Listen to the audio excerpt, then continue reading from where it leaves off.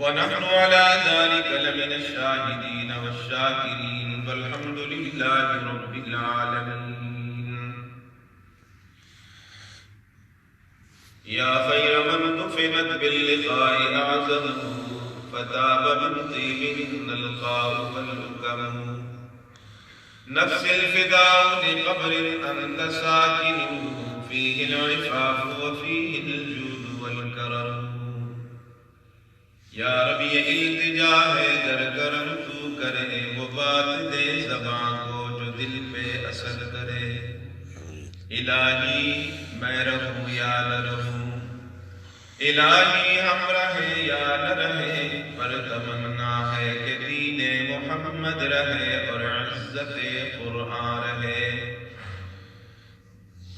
ان اللہ وملائکتہ یصلون علی النبی یا ایھا الذین آمنوا صلوا علیہ وسلموا تسلیما. اللہم صل علی سیدنا محمد وعلی آل سیدنا محمد افضل صلواتک بعدد معلوماتک وبارک وسلم علیہ.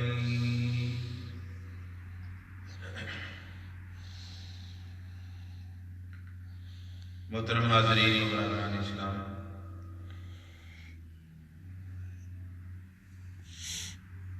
آج الحمدللہ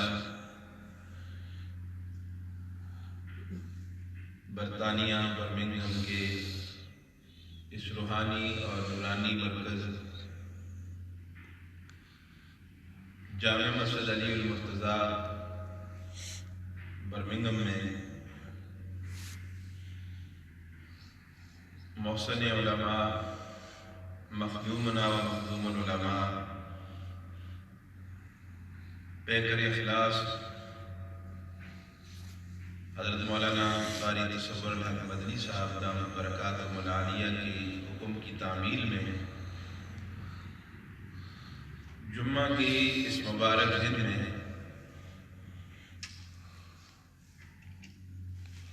حاضری کی سعادت اللہ نے نصیب فرمائی. اس مختصر سے وقت میں چند ضروری باتیں آپ حضرات کی خدمت میں عرض کروں گا. اللہ رب العزت سننے سنانے کے بعد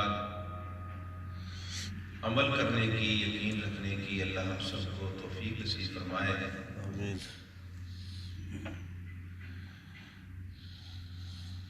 انسان کے اندر اللہ رب العزت نے دو قوتیں رکھی ہیں. ایک ہے قوت محبت اور ایک ہے قوت غضب. کوئی بھی انسان ان دونوں قوتوں سے خالی نہیں. کوئی یہ نہیں کہہ سکتا کہ میرے اندر قوت غضب ہے، قوت محبت نہیں، یا قوت محبت ہے اور قوت غضب نہیں. دونوں قوتیں ہر انسان کے اندر اللہ نے پیدا کی ہیں. دونوں کا خالق اللہ ہے. قوت محبت بھی اللہ نے پیدا کی ہے اور قوت غضب بھی، غصے والی قوت بھی اللہ نے پیدا فرمائی ہے. صرف بات اتنی ہے کہ اس کا استعمال غلط ہو رہا ہے، جس کی وجہ سے معاشرے کے اندر بگاڑ. قوت محبت کا استعمال بھی غلط ہے. بے جا ہم اپنی محبت کو استعمال کرتے ہیں اور جس سے نتائج آپ کے سامنے، جس کا رزلٹ آپ کے سامنے. اور غصے والی قوت کو بھی ہم بے جا استعمال کرتے ہیں، جس کا انجام، جس کا نتیجہ بھی آپ کے سامنے ہے. چونکہ یہ اللہ کی پیدا کردہ چیزیں ہیں، ان کو اگر ہم اللہ کی مرضی کے مطابق استعمال کریں گے تو نہ قوت غضب کے استعمال کرنے میں کوئی نقصان ہوگا اور نہ قوت محبت کے استعمال کرنے میں کوئی نقصان ہوگا. لیکن مرضی جب خالق کی چلے گی تب بات آئے گی. لیکن ہم اپنی مرضی کو اگر اس میں استعمال کریں گے کہ میں غصہ استعمال کرنا ہے، میں نے اپنی خواہش پر، اپنی مرضی پر، تو پھر اس کا نتیجہ آپ کے سامنے اچھا نہیں. محبت کو غلط استعمال کریں گے تو اس کا انجام بھی برا ہوگا. اور جس کے نتائج آج یہ معاشرہ بھگت رہا ہے. تو آئیے ہم دیکھتے ہیں کہ قوت محبت کو اور قوت غضب کو کہاں استعمال کرنا ہے. جب خالق اللہ ہے تو اللہ نے اس کا مصرف بھی بتایا ہے. کس کو تم نے کہاں استعمال کرنا ہے؟ قوت محبت کو.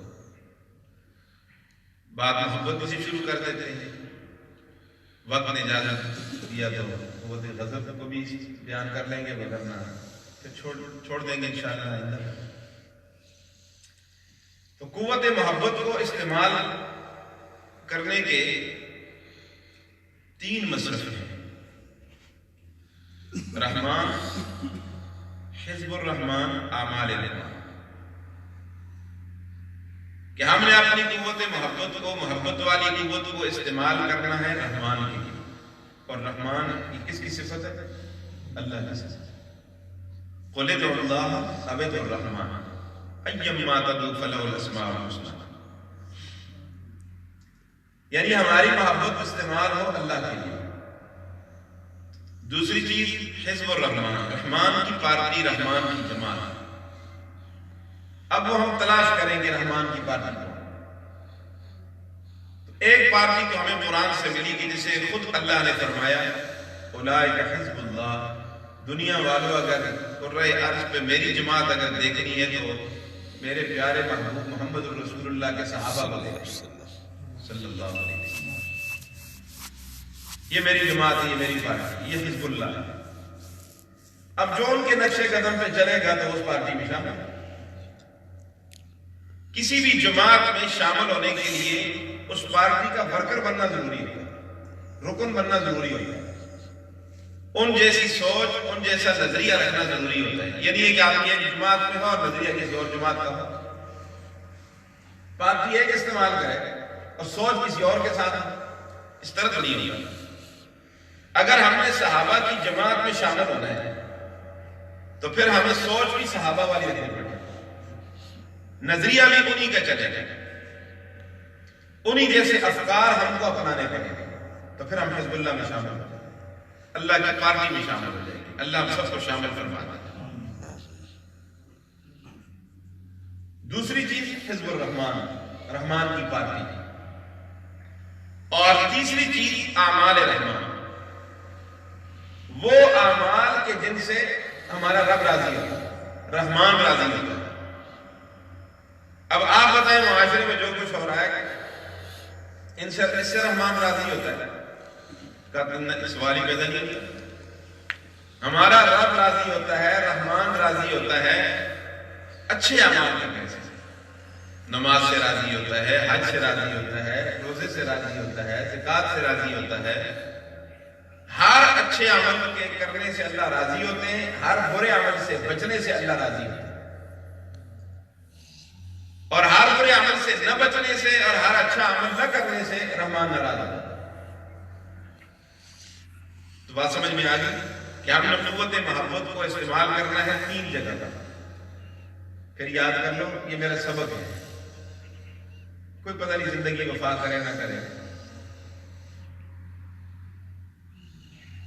تو یہ میری باتیں یاد کر لو کہ ہماری محبت کہاں استعمال ہو؟ رحمان یعنی اللہ کے لیے، حزب الرحمان رحمان کی پارٹی اور جماعت کے لیے. اعمال رحمان وہ اعمال کے جن سے اللہ راضی ہوتا ہے، اس پر ہماری قوت محبت استعمال ہے. اب یہ ٹھیک جگہ ہے جہاں ہم قوت محبت کو استعمال کریں. اب اگلا سوال یہ پیدا ہوتا ہے کہ محبت تو تب کی جاتی ہے کہ جب کسی کو دیکھا جاتا ہے، اس کی کمال کو دیکھا جاتا ہے، اس کے حسن کو دیکھا جاتا ہے، اس کے احسانات کو دیکھا جاتا ہے. تو ہم نے تو اللہ کو دیکھا نہیں ہے، تو ہم کس طرح اللہ سے محبت رکھیں گے؟ کیونکہ دنیا میں یہ طریقہ کار ہے کہ 4 اسباب کی بنیاد پر لوگ ایک دوسرے سے محبت کرتے ہیں. میرا عنوان شاید تھوڑا آپ کے لیے مشکل ہوگا، لیکن اگر آپ توجہ ہوگی تو انشاءاللہ آپ سمجھ جائیں گے. 4 سبب ہیں محبت کرنے کے. کہ جن اسباب کی بنیاد پر لوگ ایک دوسرے سے محبت کرتے ہیں، یہ دنیا میں ظاہری سبب ہیں، ان میں سے پہلا سبب ہے جمال، خوبصورتی، دوسرا سبب ہے کمال، تیسرا سبب ہے نوال، نوال کا معنی ہے احسان، اور چوتھا سبب ہے قرابت۔ ان چار اسباب کی بنیاد پر لوگ ایک دوسرے سے محبت کرتے ہیں۔ عنوان میرا بہت لمبا ہے، اس کے لیے بڑا لمبا وقت چاہیے، مختصر کر رہا ہوں۔ پہلا سبب کیا ہے؟ خوبصورتی، کہ جی فلاں سے کیوں محبت ہے؟ خوبصورت ہے، خوبصورتی بھی تو لوگ فریفتہ ہوئے ہیں۔ آج کی باتیں چھوڑو، میں آپ کو قرآن کا قصہ آپ کو سامنے رکھتا ہوں اور آپ کو سمجھ میں آ جائے گی بات کہ قرآن مجید میں ایک سورہ یوسف ہے، اس میں ایک قصہ بیان کیا گیا جس کو قرآن نے احسن القصص کہا، سارے قصوں میں ایک اچھا قصہ ہے، اور اس کی ایک اچھائی کی ایک وجہ یہ ہے کہ یہ وہ واحد قصہ ہے یوسف علیہ السلام کا کہ جو پورے قرآن میں ایک ہی صورت میں سارا قصہ موجود ہے۔ یونس علیہ السلام کا باقی انبیاء کے قصے کہیں ایک صورت میں، کہیں دوسری صورت میں، کہیں تیسری صورت میں، یہ وہ واحد قصہ ہے کہ جو اول سے لے کر آخر تک سارا قصہ، سارا واقعہ قرآن مجید کی ایک ہی صورت میں موجود ہے، اور اس میں بڑے رموز اور حکایات ہیں، بڑی عجیب چیزیں ہیں، یہ صرف قصہ نہیں ہے، اس سے ہم نے بہت ساری چیزیں حاصل کر لی۔ تو وہاں بھی اگر آپ دیکھیں تو بنیادی طور پر آپ کو ایک چیز نظر آئے گی کہ زلیخا حضرت یوسف پہ جو فریفتہ ہوئی تو وہاں کیا چیز کا فرمانا؟ حسن ہی تو تھا، اور یوسف علیہ السلام کو اللہ نے حسن بھی ایسا دیا تھا کہ یوں سمجھیے کہ 10 حصے اللہ نے حسن کے بنائے، ایک حصہ اللہ نے پوری کائنات میں تقسیم کیا ہے، 9 حصے حسن کے اللہ نے جناب یوسف کو دیے۔ اب آپ اندازہ لگائیں گے وہ کتنا حسن ہے، ایک حصے میں اتنا حسن نظر آتا ہے تو 9 حصوں کا کتنا بڑا حسن ہوگا۔ تو زلیخا نے فریفتہ تو ہونا ہی نہیں تھا، اور وہ اتنی مدہوش ہو گئی تھی، اتنی فریفتہ ہو گئی تھی، وہ اپنے آپ سے بھی باہر ہو گئی، اپنی بھی خبر نہیں رہی تھی۔ یہاں تک کہ جب مصر کی شہزادیوں نے، مصر کی نسوانیت نے یہ منظر دیکھا تو تانا دیا، تو زلیخا کو کیا ہو گیا، عزیز مصر کی شہزادی اور بادشاہزادی ہو کر ایک غلام پہ فریفتہ ہو گئی۔ تو زلیخا نے کہا تم نے غلام دیکھا نہیں، تمہیں پتہ نہیں ہے اس کے حسن کا۔ ان کو دکھانے کے لیے اس نے ضیافت کا اہتمام کیا، دسترخوان بچھایا اور اس پہ رنگ برنگے فروٹ رکھے، چھریاں رکھی، چاقو رکھے، چونکہ ہر جائی پھنستا ہی دسترخوان پہ ہے، ہر جائی پھنستا ہی دسترخوان پہ ہے، تو ان کو دسترخوان پہ بٹھایا، ان کے ہاتھوں میں چھریاں اور چاقو دیے، لو یہ فروٹ کاٹ کے کھاؤ۔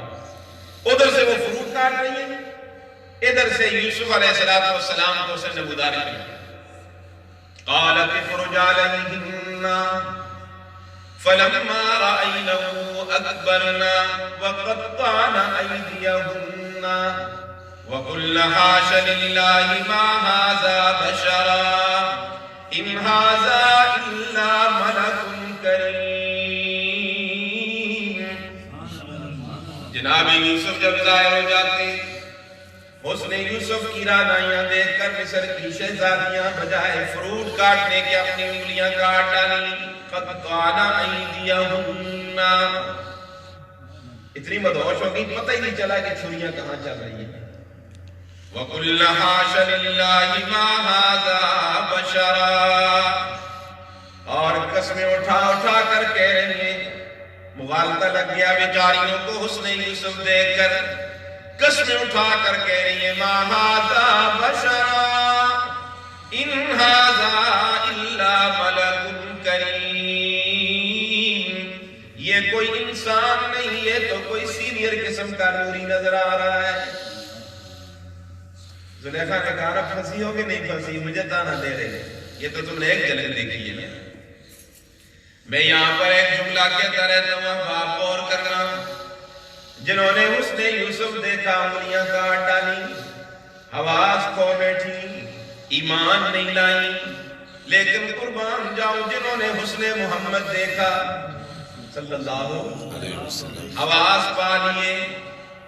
حضور کے عشق اور محبت میں کوئی کسی نے حواس کھوئے نہیں ہے. میرا عقیدہ، میرے اکابر کا عقیدہ، حضور کے سارے صحابہ میں کوئی بھی عقل سے خالی نہیں تھا، سب نے حواس پا لیے. جو عقل نہیں تھا رسول اللہ کے مجلس میں آئے انہیں بھی عقل ملا، اور جو نابینا تھے وہ آئے تو وہ بھی بینا بن گئے. تو فشانی نے تیری قطروں کو دریا کر دیا، دل کو روشن کر دیا، آنکھوں کو بینا کر دیا.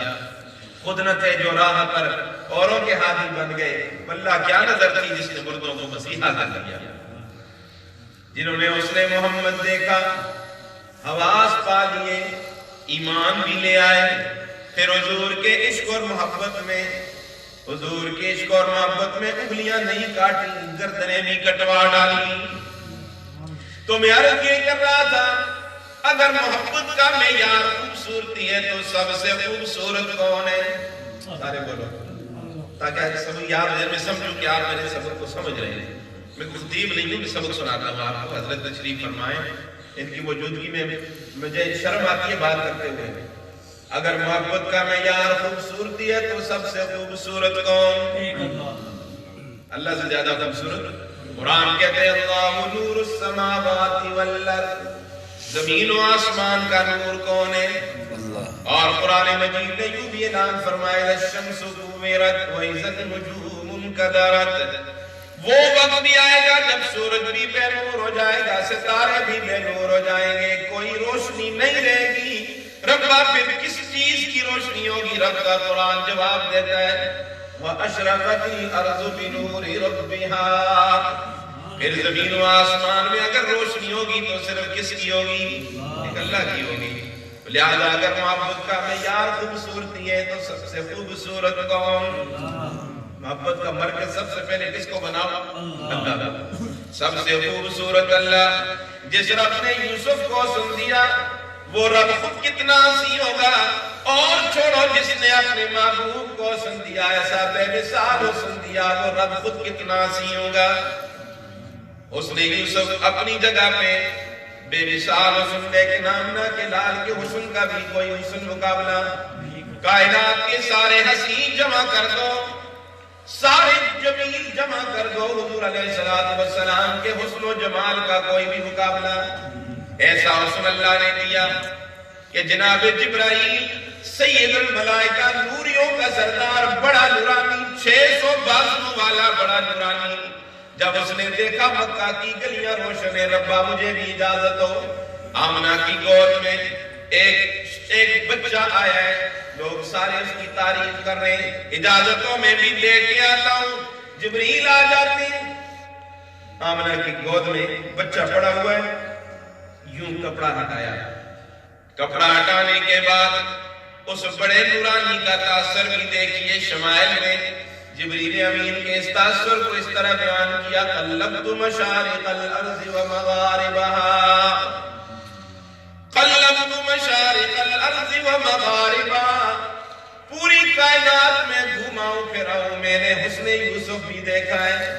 دنیا والوں تم نے کیا دیکھا؟ میں نے تو سوالات انبیاء کا حسن دیکھا ہے، لیکن پیدا کرنے والے کی قسم لم ارا احدا اجمل اکمل اشرف من محمد صلی اللہ علیہ وسلم. پیدا کرنے والے کی قسم میری نگاہوں نے محمد جیسا حسین و جمیل نہیں دیکھا. اللہ کی غیرت جوش میں آئی. اللہ نے فرمایا جبریل تو کیسے دیکھتا؟ میں نے محمد جیسا بنایا ہی کوئی نہیں. میں نے محمد جیسا تو کیسے دیکھتا؟ اور اس تاثر کا ترجمہ فارسی میں کسی نے کیا ہے، اور ترجمہ تو میں نے کر لیا، اب فارسی سن لو. کیا عجیب، فارسی بھی بڑی میٹھی زبان ہے.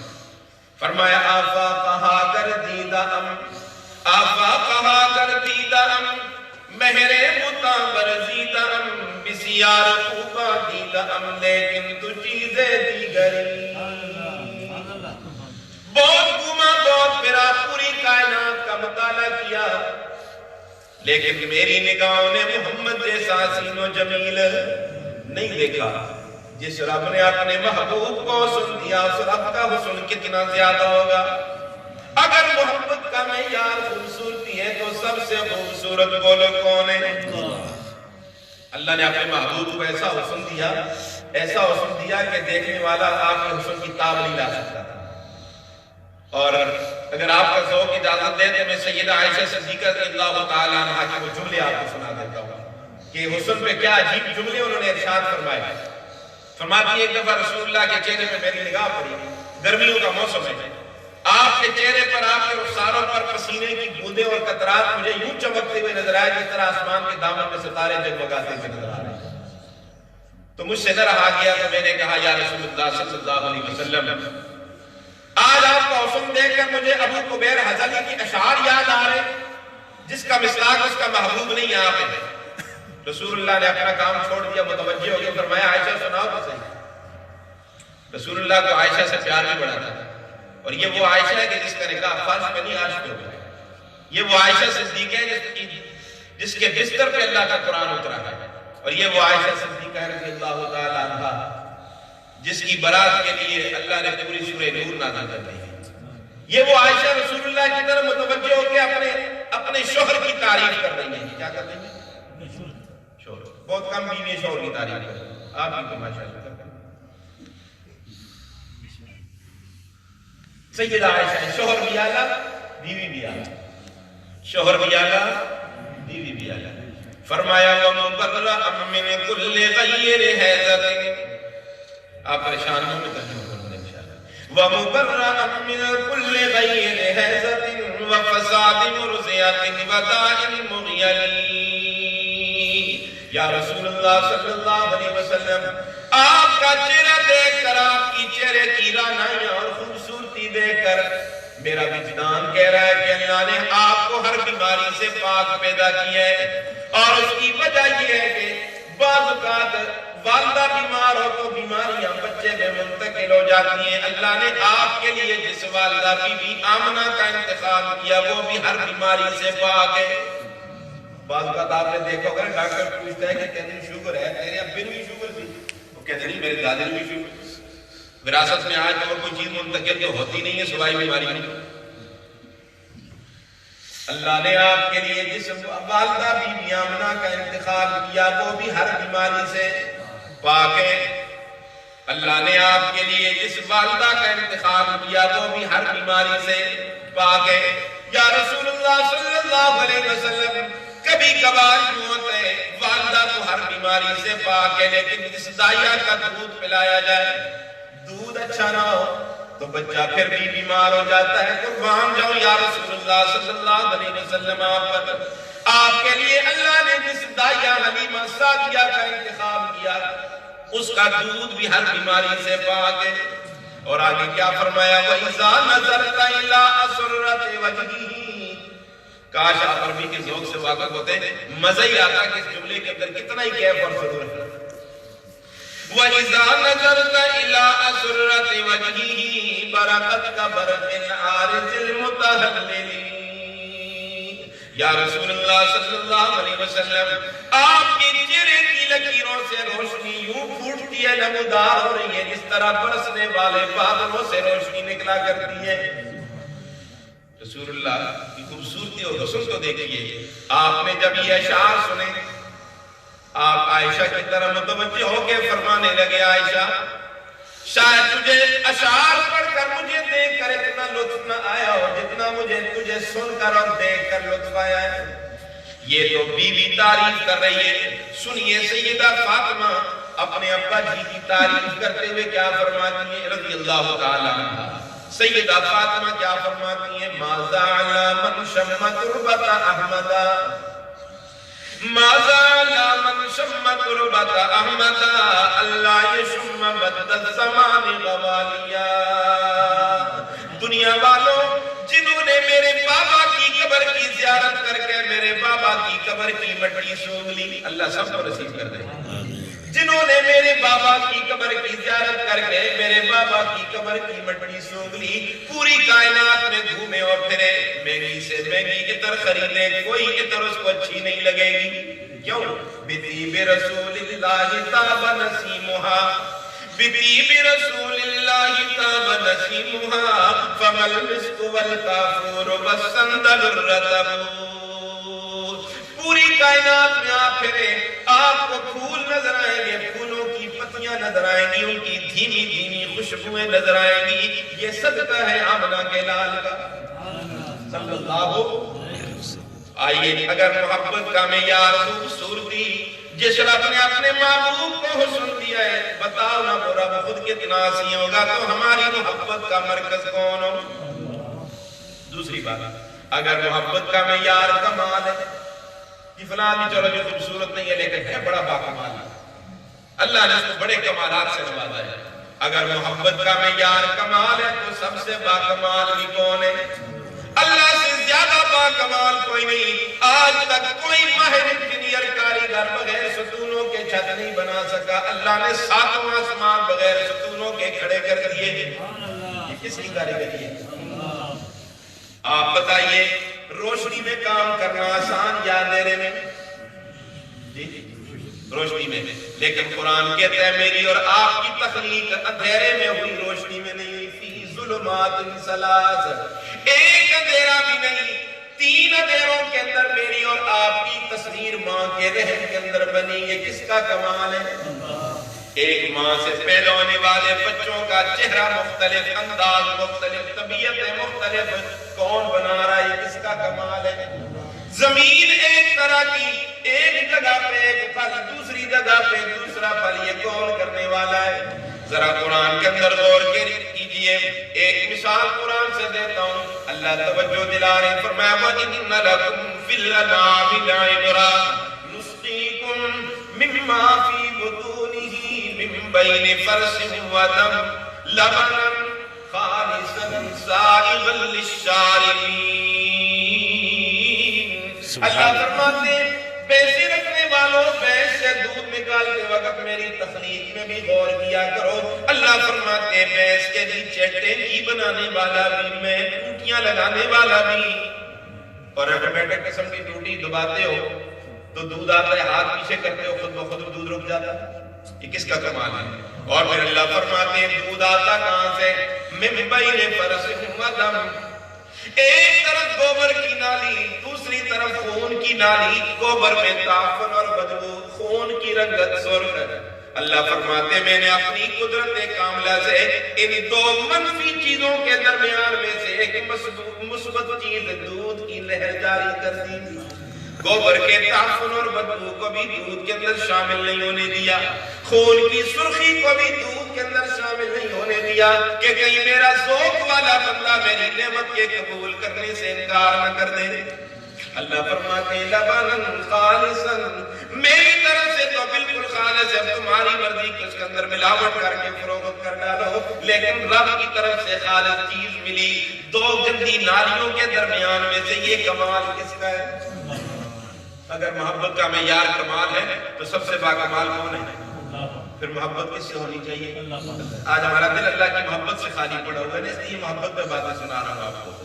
اگر محبت کا معیار احسان ہے، یہ مختصر آپ کو یہ نوٹ بس آپ کو دے رہا ہوں، محبت کا معیار اگر احسان ہے تو سب سے بڑا محسن کون ہے؟ ہمیں انسان بنانے والا کون؟ ہمیں مسلمان بنانے والا کون؟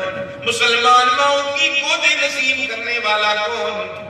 ہمیں ایمان کی دولت سے کس نے نوازا؟ ساری کائنات کی نعمتیں کون دینے والا؟ ساری کائنات کو میرے لیے اور آپ کے لیے مسخر اور تابع کرنے والا. اگر محبت کا معیار احسان ہے تو یہ احسان کس نے کیا؟ کوئی کر سکتا ہے اتنا؟ اللہ نے اتنی نعمتیں دی، میں تعدوا نعمت اللہ لا تحصوها، اگر گننے لگ جاؤ، شمار کرنے لگ جاؤ تو تم شمار نہیں کر سکتے. اتنی بے شمار نعمتیں 6 فٹ کے وجود کے اندر اگر غور کرو نا تو اتنی نعمتیں جسم کے اندر بھی. لیکن آج ہم اپنے آپ کو بھول چکے ہیں نا. علامہ اقبال مرحوم شاعر مصر فرماتے ہیں ڈھونڈنے والا ستاروں کی گزرگاہوں کا، اپنے افکار کی دنیا میں سفر کر نہ سکا، اپنے دانش کے خم و پیش میں الجھا ایسا، آج تک فیصلہ نفع و ضرر کر نہ سکا، جس نے سورج کی شعاعوں کو گرفتار کیا. یہ موبائل کہاں سے کہاں بات کر رہے ہو؟ جس نے سورج کی شعاعوں کو گرفتار کیا، زندگی کی شب تاریخ سحر کر نہ سکا. یہ اپنا کیا بنے گا؟ اپنے آپ کو ہم بھول چکے ہیں. ذرا وفی انفسکم افلا تبصرون، احسان دیکھو رب کا، آنکھ جیسی نعمت دیکھو. یہ معاشرے میں اللہ نے کچھ اندھے بھی پیدا کر دیے تاکہ ہمیں اس بینائی کی قدر و قیمت معلوم ہو جائے نا.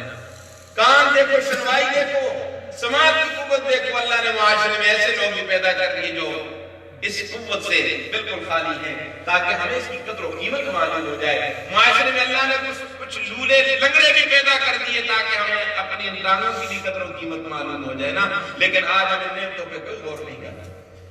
ساری کائنات کی نعمت اللہ فرماتے تیرے لیے اور میرے بندے تو میرے لیے. میری ہر چیز تیری غلامی کرے گی.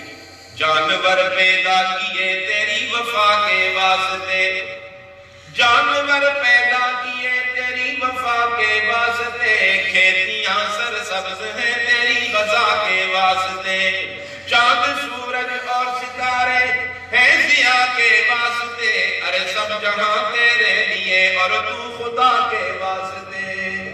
ساری کائنات تیرے لیے، تو کس کے لیے؟ تو اس کا مریض بنا ہوا ہے، اس کا غلام بن گیا. پیٹ کا کیا بنا ہے یار؟ پیٹ کا تو مسئلہ ہی کوئی نہیں ہے. یہ اللہ نے پیدا کیا ہے، اس کو اللہ روزی دے گا. کتوں کو اللہ روزی دیتا ہے، ہمیں اللہ روزی نہیں دے گا؟ ضرور دے گا، کیونکہ اللہ کے قرآن کا اعلان ہے وَمَا مِن دَابَّةٍ فِي الْأَرْضِ إِلَّا عَلَى اللَّهِ رِزْقُهَا. زمین پہ چلنے والا کوئی جاندار ایسا نہیں جس کے رزق کا ذمہ اللہ نے نہ اٹھایا.